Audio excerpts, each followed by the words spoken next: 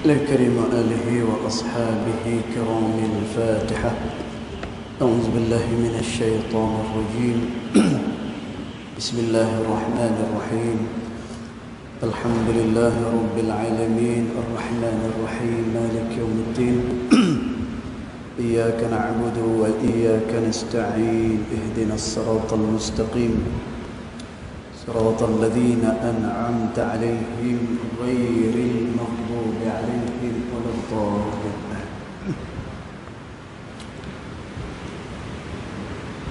السلام عليكم ورحمة الله وبركاته. الحمد لله والصلاة والسلام على رسول الله سيدنا محمد بن عبد الله وعلى آله وصحبه ومن والاه. أشهد ونشهد أن لا إله إلا الله وأشهد أن محمدا عبده ورسوله. اللهم فصل وسلم على سيدنا محمد عبدك ورسولك النبي الأمي وعلى آله وصحبه وبارك وسلم. ثم أقول رب اشرح لي صدري ويسر لي أمري واحلل عقدة من لساني يفقه قولي أما بعد. قال الله سبحانه وتعالى في تنزيله: لقد كان لكم في رسول الله أسوة حسنة. صدق الله العظيم. ربي أدخلني مدخل صدق وأخرجني مخرج صدق واجعل لي من لدنك سلطانا نصيرا. إلهي أنت مقصودي ورضاك مطلوبي فأعطني محبتك ومغفرتك يا أرحم الراحمين. Alhamdulillah. Pertama-tamanya kita merafakkan kesyukuran kehadiran Allah Subhanahu wa taala, yang mana dengan limpah kurnianya, dengan rahmatnya, alhamdulillah, kita baru sahaja menunaikan salat fardu Jumaat. Mudah-mudahan salat kita, zikir kita, doa kita, ianya akan diperkenankan pada sisi Allah Subhanahu wa taala. Allahumma amin. Tuan-tuan yang dirahmati Allah sekalian, kita sebut pada subuh tadi berkenaan dengan hadis yang disampaikan, yang diriwayatkan oleh Sayyidatina Aisyah radhiyallahu anha wa ardhaha, berkenaan dengan ibadat yang dilakukan oleh Nabi sallallahu alaihi wasallam, yang mana Aisyah dia bertanya kepada Rasulullah sallallahu alaihi wasallam, lima sana'ta hadza, kenapa kamu lakukan perkara ini wahai Rasulullah? Qad ghafarallahu laka min zambika wa ma ta'akhkhara, sesungguhnya telah pun diampunkan oleh Allah Ta'ala segala dosa-dosa engkau, kata Aisyah, dan juga dosa-dosa yang akan datang semuanya diampunkan oleh Allah Subhanahu wa ta'ala. Tuan-tuan, bahkan lebih daripada itu, Nabi sallallahu alaihi wasallam adalah orang yang maksum, iaitulah satu orang yang dijaga oleh Allah Subhanahu wa ta'ala. Allah jaga Nabi, dan kemudian Nabi ni pula adalah kekasih Allah Subhanahu wa ta'ala. Tapi dalam hadis ini disebutkan oleh Aisyah radhiyallahu anha wa ardhaha, Nabi sallallahu alaihi wasallam beribadat. Tuan-tuan, Nabi bangun pada waktu malam, Nabi berqiyamul lail, Nabi bertahajud pada waktu malam. Padahal tahajud ni dia bukannya wajib, dia tak wajib pun, tetapi dia masih dilakukan oleh Nabi sallallahu alaihi wasallam. Kemudian kata Aisyah, hatta tawarramat qadamah, sehingga bengkak, sehingga pecah kedua kaki Nabi sallallahu alaihi wasallam. Lalu Nabi SAW kata, afala akuna abdan syakura, apakah tidak boleh aku nak menjadi hamba yang bersyukur kepada Allah Subhanahu wa ta'ala. Dan kita dah sebut dah, hadis ni nak menunjukkan kita akan beberapa perkara. Yang pertama, hendaklah kita memperbanyakkan amal kepada Allah Subhanahu wa ta'ala. Dan amal itu pula adalah menunjukkan bahawa kita adalah orang yang pandai bersyukur kepada Allah Subhanahu wa ta'ala.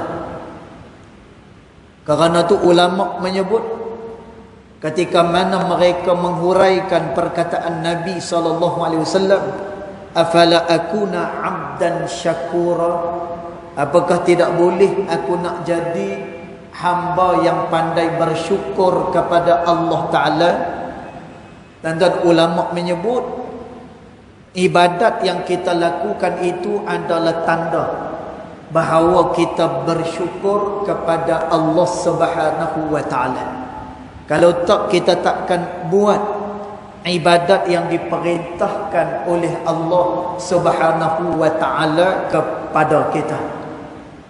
Dan jadi setiap daripada manusia hendaklah dia memenuhkan masa dia dengan perkara-perkara kebaikan, sehingga kan kata Imam Al-Ghazali rahimahullah ta'ala, jangan kalian putuskan nafas kalian daripada beribadah kepada Allah Subhanahu wa ta'ala. Dan kalaulah kita tak ada kerja apa yang kita buat, tak ada apa aktiviti apa yang kita buat, maka kata Imam Ghazali rahimahullah ta'ala, paling kurang kita susun waktu kita dengan aurat, iaitulah dengan memperbanyakkan wirid-wirid kita kepada Allah Subhanahu wa ta'ala. Dan kerana wirid-wirid ini ianya memberikan faedah kepada seseorang, kerana setiap kali dia menyebut nama Allah Subhanahu wa ta'ala, maka ketika itu jugalah turun rahmat daripada Allah Subhanahu wa ta'ala. Dan kita sebut nama Tuhan tak sama dengan kita sebut nama makhluk. Dan kita sebut nama makhluk ni, sampai bila makhluk tersebut dia boleh mengasihi kita, sampai bila makhluk tersebut dia boleh ingat kepada kita. Dan tetapi Allah Subhanahu wa ta'ala, Allah Ta'ala sebut, fadhkuruni adhkurkum, bila mana kamu ingat pada aku, kamu zikir kepada aku, kata Allah, adhkurkum, maka nescaya aku akan ingat kalian, kata Allah Ta'ala.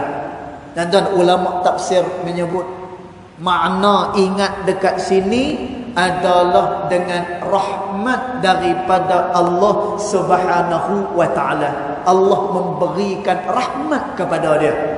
Dan kerana tu Imam Ghazali menyebut, aurat, wirid-wirid yang kita sebutkan itu, ianya ada kepelbagaian kelebihan daripada sisi Allah Subhanahu wa ta'ala. Dan maka kerana itu kita susun masa kita supaya dia tak terlepas daripada kita mengingati kepada Allah Subhanahu wa ta'ala. Cuma dalam kita melakukan amal saleh kepada Allah Subhanahu wa ta'ala ni, ulama menyatakan ada kepelbagaian amal saleh yang boleh kita susun dan juga yang boleh kita pilih. Tuan-tuan, yang wajib tu memang kita kena buat. Yang wajib sudah tentu ianya adalah perkara yang paling besar. Tuan-tuan, tak ada yang wajib dia tidak akan berlaku perkara yang sunat. Kerana tu kata Imam Ghazali rahimahullahu ta'ala di dalam kitab dia Bidayatul Hidayah, Imam Ghazali kata amalan-amalan fardu ianya adalah ra'sul mal, ianya adalah modal kepada seseorang. Tuan-tuan kena ingat lah, amalan wajib ra'sul mal, ianya adalah modal daripada Allah Ta'ala.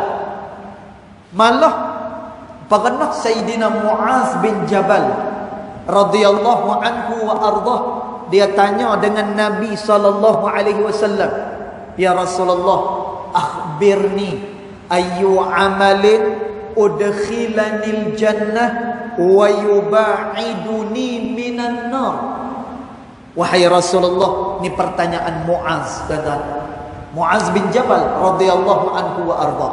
Muaz tanya pada Nabi, ya Rasulullah, khabarkan kepada aku, apakah dia amalan yang membolehkan aku dimasukkan dalam syurga Allah dan menjauhkan aku daripada neraka Allah Ta'ala. Tuan-tuan, lalu Nabi kata kepada Muaz bin Jabal, wahai Muaz, perkara yang aku sebut ni, kalaulah Allah Ta'ala mempermudahkannya, maka nescaya engkau mudah untuk beramal dengannya. Tuan-tuan, apa dia perkara yang boleh bawa kita masuk syurga, dijauhkan daripada neraka Allah? 5. Tuan-tuan, yang pertama, syahadati alla ilaha illallah wa anna Muhammadar Rasulullah. Yang pertama adalah syahadah kita. Tuan-tuan, ni wajib. Wajib kita beriman kepada Allah Ta'ala, tak ada khilaf lagi dah. Tuan-tuan, dia wajib beriman, dia wajib percaya. Dan kepercayaan itu pula adalah kepercayaan yang sabit. Maknanya tidak ada khilaf lagi dah. Dia kena percaya, dia kena yakin dengan Allah Subhanahu wa ta'ala. Dan dia kena yakin Nabi Muhammad utusan Allah. Dan ajaran Nabi itu adalah wahyu daripada Allah Subhanahu wa ta'ala. Tuan-tuan, yang pertama. Yang kedua, wa tuqimus salah. Kemudian hendaklah dia mendirikan sembahyang. Tuan-tuan, sembahyang apa ni? Sembahyang wajib. Kemudian waktu tiaz zakah, dan hendaklah dia mengeluarkan zakat. Dan tuan, zakat ni adalah zakat yang diwajibkan ke atas diri dia. Dan tuan, yang keempat, saumu Ramadan, hendaklah dia berpuasa pada bulan Ramadan. Dan tuan, puasa Ramadan dah tentu dia adalah puasa hak yang wajib. Dan tuan, yang kelima apa dia? Wa tahijjul bait man istata' ilaihi sabila, iaitulah hendaklah dia menunaikan haji ke Baitullahil Haram kepada sesiapa yang mampu untuk mengerjakannya. Tuan-tuan, ni 5 perkara yang apabila dilakukan oleh seseorang, maka akan membawa dia masuk ke dalam syurga Allah Subhanahu wa ta'ala. Dan tuan, yang disebutkan ini, menambah amalan dan memperbanyakkan amal saleh, itu adalah amalan sunat. Dan tuan, amalan sunat ni kata Imam Ghazali rahimahullahu ta'ala, kerana banyaknya amalan sunat itu kamu pilih. Dan tuan, pilih ni kerana 2 sebab. Yang pertama, supaya kita tak jemu di dalam beramal kepada Allah Ta'ala. Dan pagi tadi kita sebut hadis Nabi SAW. Nabi kata, Allah Ta'ala dia tak jemu kepada hamba-hamba dia. Dan Allah tak jemu. Berapa banyak kita baca Quran, berapa banyak yang kita zikir, Allah Ta'ala tak jemu mendengar zikir, melihat kepada amal saleh yang kita lakukan.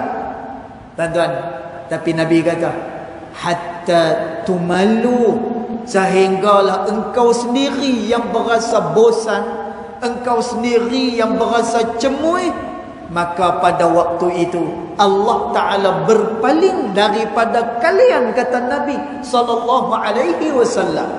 Tuan-tuan, maka kerana itu ulama menyebut hendaklah kita pilih amalan-amalan tersebut lalu kita atur. Tuan-tuan, supaya apa? Tidak cemui. Kita tak jemu dalam beramal kepada Allah Subhanahu wa taala. Ini kerana Allah Ta'ala tidak pernah jemu dalam melihat kepada hamba-hamba dia yang beramal saleh. Tuan-tuan, itu satu. Yang kedua, kita susun kita punya amalan kerana apa? Kita nak ambil amalan-amalan yang mampu untuk kita laksanakan. Tuan-tuan, amalan ni dia bukan pada banyak. Kadang-kadang syaitan dia nak dia nak pesongkan manusia, nak selewengkan manusia supaya tak beramal kepada Allah Ta'ala. Tuan-tuan, mereka memperbanyakkan amal di luar daripada kemampuan diri dia. Tuan-tuan, kerana itu kata Nabi SAW, khudhu minal a'mali ma tutiqun fa inna Allah la yamullu hatta tamallu, kata Nabi. Dan Nabi sebut, perbuatkanlah amalan-amalan yang engkau mampu, kata Nabi sallallahu alaihi wasallam. Tuan-tuan, tapi kalau dia memperbanyakkan amal sehingga di luar daripada kemampuan dia, tuan-tuan, pada waktu itulah syaitan, iblis, dia akan bisik kepada telinga manusia beratnya amalan yang dilakukan oleh kita kepada Allah Subhanahu wa taala.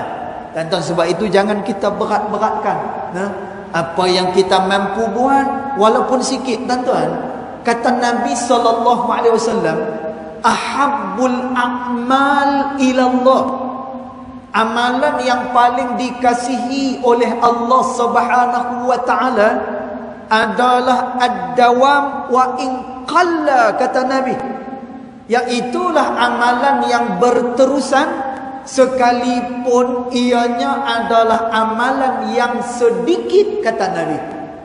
Tuan-tuan, walaupun kita buat tu sikit-sikit, tuan-tuan, lepas subuh buat apa? Kemudian lepas lohok buat apa? Lepas asar buat apa? Lepas maghrib buat apa? Lepas isya buat apa? Apa wirid kita? Tuan-tuan, walaupun dia sikit tetapi berterusan, kata Nabi SAW, ini merupakan amalan yang paling dikasihi oleh Allah Subhanahu wa taala. Tuan-tuan, maka kerana itu hadis yang kita baca pada subuh tadi mengajak kita supaya kita memperbanyakkan amal-amal saleh kepada Allah Subhanahu wa taala. Tuan-tuan, kemudian Nabi SAW nak tunjuk kepada kita, umat dia, sembahyang yang kita dirikan. Tuan-tuan, tak kira sembahyang apapun yang kita dok buat. Tuan-tuan, sembahyang yang kita buat ni munajat kita kepada Allah Subhanahu wa taala. Kerana tu kata Nabi SAW, innamal musalli, adapun orang-orang yang menunaikan sembahyang, kata Nabi, munajin rabbah, dia sedang bermunajat kepada Allah Subhanahu wa taala. Tuan-tuan, masya-Allah, masa kita berdiri tengah duk sembahyang ni, tuan-tuan, pada masa tu Allah Taala sedang melihat pada hamba-hamba dia. Tuan-tuan, kerana tu kata Nabi SAW, ni orang sembahyang. Dan Nabi kata, idza qamal 'abdun lis-salah, apabila seseorang itu berdiri kerana dia nak sembahyang, fa aqbalallahu biwajhihi, Allah Taala menghadapkan wajahnya kepada orang yang sedang sembahyang, kata Nabi SAW. Tuan-tuan, makna wajah dekat sini disebutkan oleh ulama, Allah Subhanahu wa taala menghadapkan seluruh daripada rahmat dia kepada orang yang sedang sembahyang. Tuan-tuan, maka kerana tu Nabi nak tunjuk besarnya amalan sembahyang ni, sehingga kan Nabi suka sembahyang pada waktu malam. Tuan-tuan, padahal dia bukan wajib. Nabi diampunkan segala dosa dia oleh Allah Ta'ala. Tuan-tuan, kerana tu ulama sebut, kalau Nabi SAW sendiri pun mangkit tengah malam untuk tahajud, maka lebih-lebih lagi lah kita. Tuan-tuan, kita dosa bertambun. Tuan-tuan, kita punya kesalahan banyak. Tuan-tuan, lebih lagi lah kita perlu kepada sembahyang dan juga bangun pada waktu malam ni. Tuan-tuan, baik. Kemudian di dalam hadis tersebut ada disebutkan apa? Berkenaan dengan waktu malam. Tuan-tuan, waktu malam ni ianya adalah waktu yang mulia, dan juga ianya adalah waktu yang sangat sesuai seseorang untuk bermunajat kepada Allah Subhanahu wa Ta'ala. Dan sebab itu orang saleh, dia tidak akan membiarkan malam dia berlalu macam itu sahaja. Tuan-tuan, kata Nabi SAW, alaikum biqiyamil lail, hendaklah kalian dengan berqiyamul lail. Dan Nabi kata, hendaklah kalian menghidupkan malam kalian. Dan pasal apa? Fa innahu da'bus salihin, kerana ianya adalah kebiasaan orang-orang saleh. Dan orang saleh ni, kalau dia orang saleh, bangun malam ni dia merupakan satu kebiasaan bagi dia. Tuan-tuan, kerana apa? Kerana dia tahu waktu malam adalah waktu bermunajat dengan Allah Subhanahu wa Ta'ala. Dan sebab itu kita sebut pagi tadi, orang yang bangun pada waktu malam ni, tak ada orang yang tahu apa dia balasan yang Allah Ta'ala nak beri kepada dia. Dan sebab itu Allah Ta'ala kata, ni bagi orang yang bangun malam, fala ta'lamu nafsum ma ukhfiya lahum min qurrati a'yun. Dan Allah Ta'ala kata, tidak ada seorang pun yang tahu, ianya disembunyikan oleh Allah, balasan bagi orang-orang yang bangun pada waktu malam, kata Allah Subhanahu wa Ta'ala. Dan ulama sebut, bila mana dirahsiakan oleh Allah kelebihannya, menunjukkan apa? Dan menunjukkan kelebihan yang begitu besar daripada sisi Allah Subhanahu wa Ta'ala. Dan kerana tu Nabi kata, bangun malam kebiasaan orang-orang saleh, dan bangun malam ni, ini kelebihan dia. Dan tengok Nabi kata apa? Wa muqarribatul lakum ila rabbikum. Nabi kata, dia dapat mendekatkan kamu kepada Allah Subhanahu wa Ta'ala, bangun pada waktu malam. Dan sebab itu dalam hadis yang lain, kata Nabi SAW, Allah Ta'ala turun pada sepertiga malam. Tuan-tuan, tak apalah, ada ulama dia berkhilaf tentang turun ni. Saya tak mau nak cerita turun ni, bukan ini tempat dan juga masa dia. Dia perlu kepada kuliah yang lebih panjang lagi. Ini perbahasan antara salaf dan juga khalaf. Dan tetapi kerana kita berpegang dengan Asy'ariyah wal Maturidiyah, tuan-tuan, maksud turun dekat sini, Allah Subhanahu wa Ta'ala mendekatkan rahmatnya kepada manusia ketika mana sepertiga malam. Tuan-tuan, maka kerana tu Nabi kata, orang yang bangun pada waktu malam ni, muqarribatul lakum ila rabbikum, dia mendekatkan kamu kepada Tuhan kamu. Wa mukaffiratul lisayyi'at, dan dia dapat menghapuskan segala dosa-dosa kepada Allah Subhanahu wa Ta'ala. Dan dosa dia diampunkan Allah Ta'ala. Dan sebab itu dalam hadis Qudusi, Allah Ta'ala kata apa? Masa Allah Ta'ala pada sepertiga malam ni, Allah Ta'ala tanya, manakah dia orang-orang yang nak bertaubat? Mana dia orang-orang yang nak minta ampun? Aku nak ampunkan semua dosa-dosa dia. Dan tuan, bangun malam dia dapat menghapuskan dosa pada Allah. Kemudian dia kata apa? Wa manhatun anil ithmi, dan juga dia akan mencegah kamu daripada perbuatan dosa kepada Allah. Terakhir Nabi kata, wa mutarradatu lidda'i 'anil jasad. Dia menolak daripada tubuh badan ni terkena penyakit, kata Nabi sallallahu alaihi wasallam. Tuan-tuan, ini adalah kelebihan bangun malam hak yang kita tahu, yang disimpan oleh Allah Subhanahu wa taala itu banyak lagi. Tuan-tuan, mudah-mudahan kita semua tergolong dalam golongan orang-orang yang senantiasa memperbanyakkan amal kepada Allah Ta'ala. Mudah-mudahan amal yang kita lakukan itu layak menjadi saham kita bila mana esok kita bertemu dengan Allah Subhanahu wa Ta'ala. Jadi cukup dulu sebagai tazkirah kita pada tengah hari ini. Mudah-mudahan ianya memberikan manfaat, mudah-mudahan diberikan kekuatan untuk kita beramal bersama-sama insya-Allah. Yang baik datang daripada Allah Subhanahu wa taala, yang tidak baik datang daripada kejahilan diri saya sendiri, walaupun hakikat kedua-duanya datang daripada Allah Subhanahu wa taala. Bismillahirrahmanirrahim. Alhamdulillahirabbil alamin. Wassalatu wassalamu ala asyrafil anbiya'i wal mursalin wa ala alihi wa sahbihi ajma'in. Allahumma ighfir lana ma akhta'na وما تعمدنا وما سرارنا وما أعلنا وما أنت أعلم به منا. أنت المقدم وأنت المؤخر، لا إله إلا أنت سبحانك إنا كنا من الظالمين. وصلى الله على سيدنا محمد وعلى آله وصحبه وبارك وسلم، والحمد لله رب العالمين، والله أعلم.